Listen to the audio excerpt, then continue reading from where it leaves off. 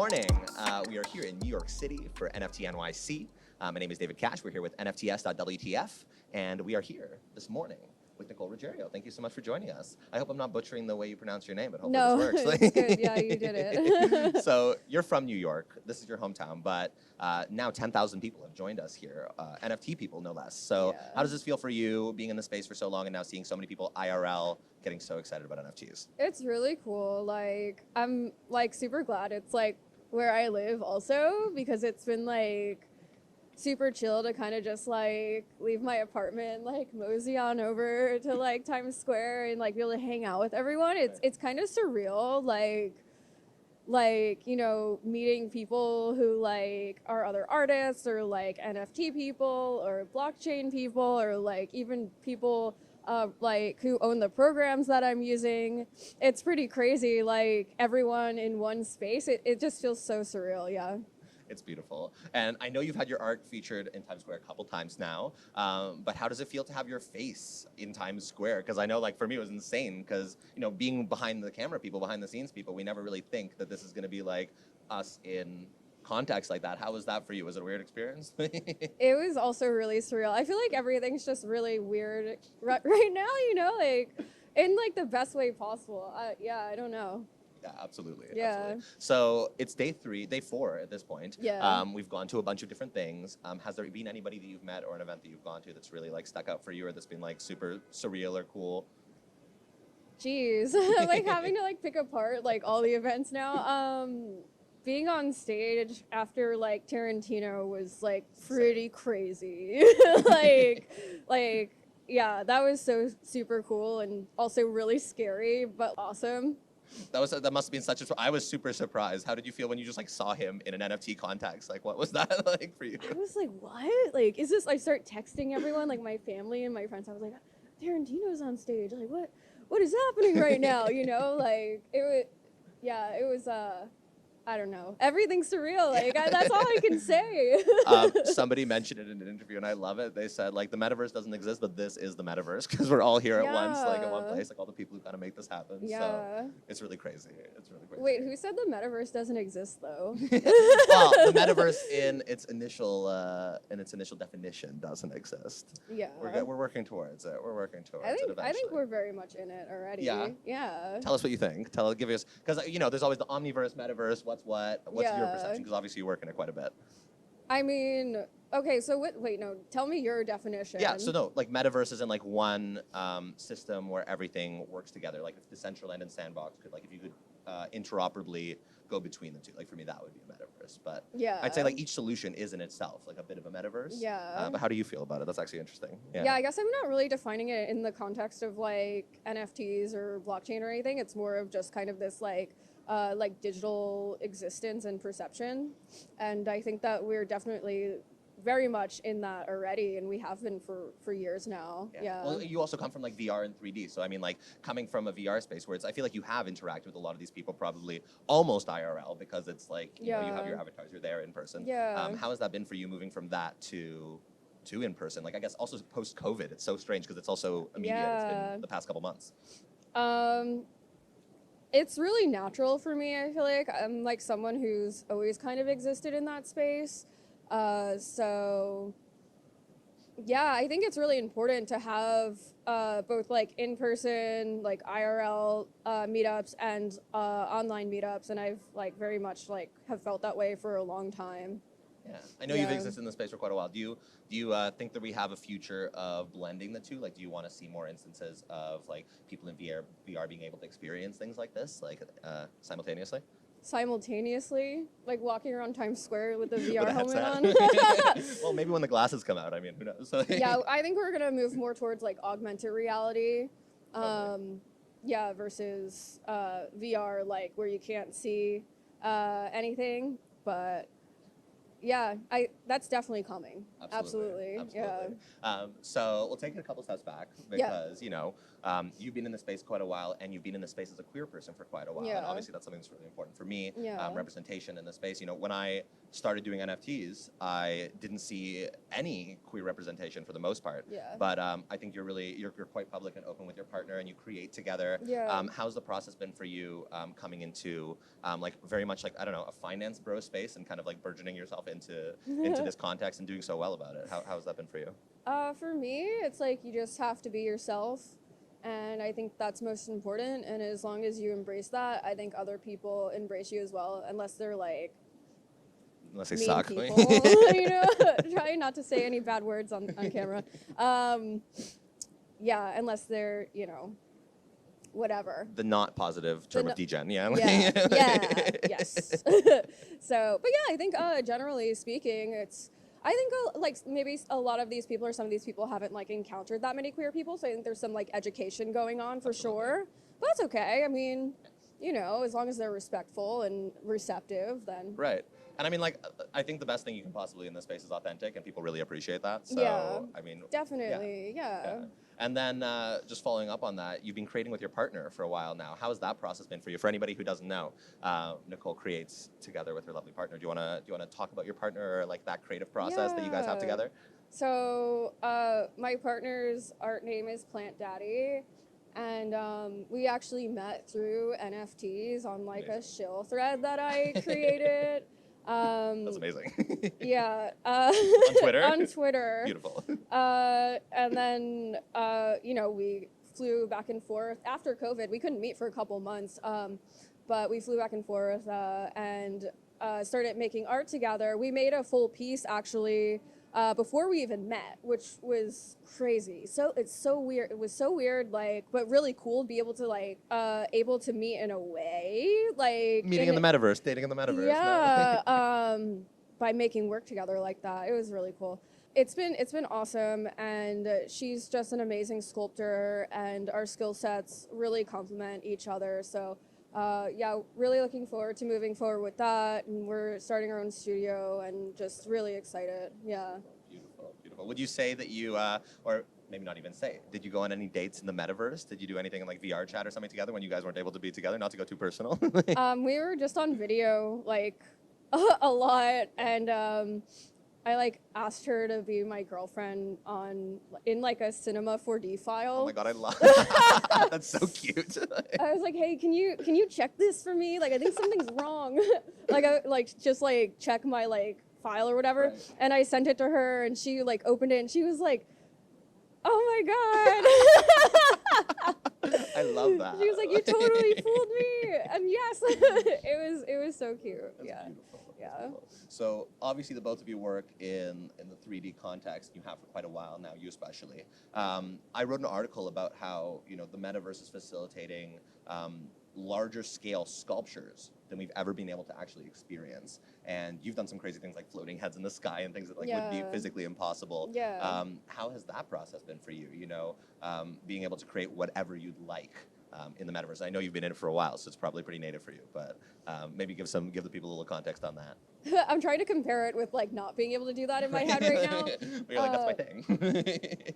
What has that been like? I think, so I'm like trying to like rewind to when I first started doing 3D. It's awesome. Like, I think that was, one of the reasons why I wanted to get into 3D, because you can create these like realistic, surreal pieces of art. That's like very much my style. And I think I felt very stuck before this because when I first started art, like when I was a kid, I was like drawing and I was into realism, and I had a hard time kind of like bridging that gap, getting into animation. I was using After Effects, which is like really cartoony, and the early days of After Effects sucked too. Yeah, I actually started with like Flash, like like when I was like in middle school, and it was bad. But I did that, and then like everything was like really cartoony, and that's not like, it didn't like translate very well. So I think when I first started getting into 3D, I finally felt like, okay, this is home. This is I can express myself properly now. And so it just feels really good. It's beautiful. Yeah. And I mean, like, unfortunately, in the art world right now, like unless you're Jeff Koons, you can't do some of these large scale Right. sculpture pieces. Yeah. So maybe can you share with people like what's the largest scale or most intense piece that you've done that you would not be able to do without 3D or without the metaverse? Larger scale stuff. So I've done like augmented reality and virtual reality exhibitions. I actually have been showing this project called How the Internet Changed My Life, which is like six portraits, and it's also like VR, AR, and a website, and it like talks about these 6 individuals and how the internet has really been integral to their identities, and so yeah, I mean that project was probably one of the biggest ones I've worked on with my collaborators. Yeah, the Glad scientists and Dylan Banks, really awesome people, as well as a few other people who have been really wonderful throughout the process as well. But yeah, just making like larger scale like pieces with VR, AR, stuff like that. It's just so cool and fulfilling, especially, when the person coming to your show puts on the headset and might be using VR for the first time. Right. And just like really immerses themselves in it. You see their face without their eyes, but they're so excited. Yeah, and they just love it. And like giving people that experience is just so cool and fulfilling. We used like hand tracking also, and there was one woman, because I just went to like Basel, Switzerland to show this, and there's this one.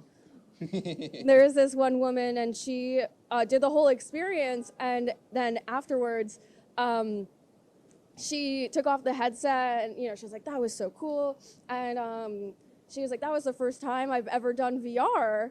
And I was like, what? Because like she just seems so natural, and it was so cool because like I've done experiences with controllers before, but this one you just use your hands, which is like a newer technology. No haptics, just your hands. Cool. It's hand tracking. So cool.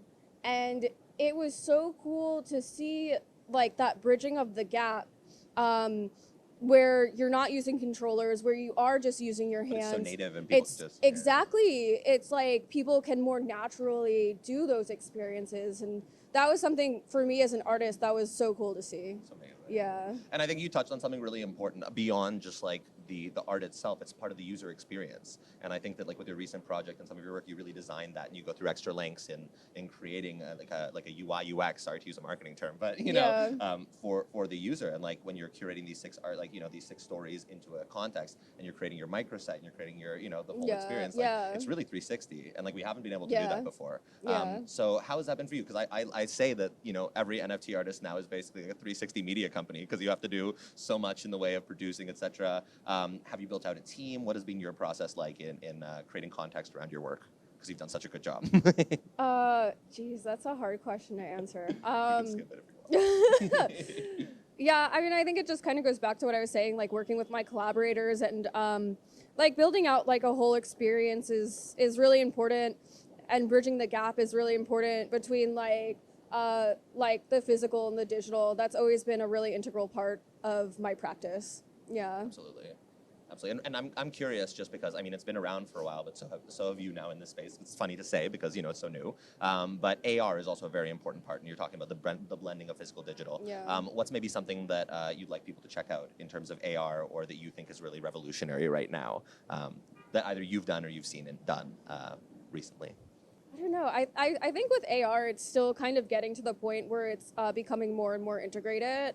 So I don't know if anything at the moment is like super natural. Like it is kind of like you still feel like you're like looking through a screen. Especially coming from the VR world. I mean, it's probably hard to compare, right? But I do think that VR. I don't know. What I think that we're going to get to a point where you can switch between AR and VR. You're going to be wearing glasses most likely, and it's going to be like your whole field of vision. Glasses, the headset, the glasses. Yeah, and like you can just kind of like switch it on and off. And yeah, we're not there yet, right, obviously, but when we do get there, I mean, that's where we're heading. Yeah, absolutely. In my opinion. Absolutely. Yeah. Absolutely. And then going back to VR, because obviously that's a big point as well. Just a fun question. I'm curious. What's the longest amount of time you've ever spent in a headset?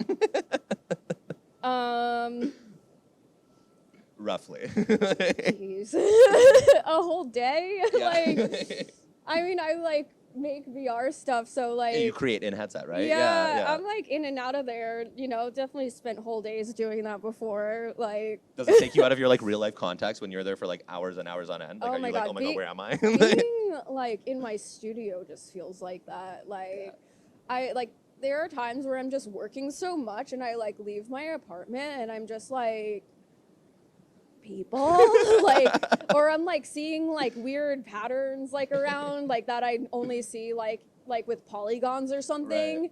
Oh my goodness. So like the realities are blending. for me, definitely. Yeah. And then talking about that just a little bit more, we'll wrap it up in a moment. But you know, you're talking about this blending of realities and mixed reality. What's exciting you in terms of maybe your work right now, in terms of trying to bridge that gap and have IRL, AR, VR, all of these lovely R words that we like to use in this context?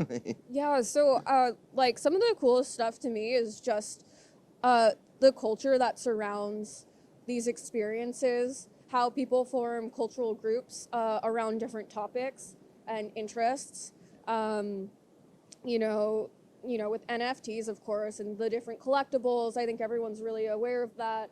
And then you have, you know, I watch a lot of YouTube and I see people form groups over like, you know, like fingerboarding or like, like Pokemon cards or retro gaming or, you know, stuff like that. Like, and there's all these like micro cultures that are forming that weren't able to form before, Right. because these people might be like kind of like dispersed and not that many, but now that the internet exists, they're able to kind of group up and form these really cool cultures.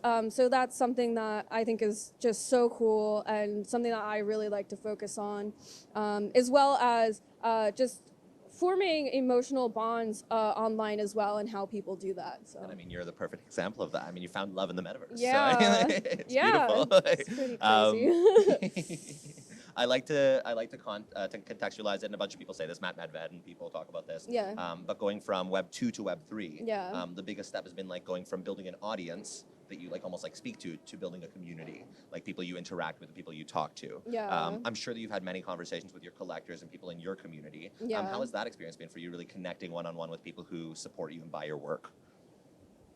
Honestly, I feel like I was kind of already doing that. Like, I am not really much of a person that, I just like to be very genuine, and like, I already like to be one-on-one with people. So, I feel like I already kind of like had my community, and so like just growing that, it's been great. I really like to just like make friends and like be chill with people. I don't Right. really like being put on like a pedestal or anything like that. Like, it's kind of weird to me. So yeah, it's been lovely. Amazing. And it's like, it's a really natural shift. I feel like what's happening right now, you know, the Kim Kardashians of like the social media space, it's like that phase is like very slowly ending now. And like even Facebook has tried to really like jump in.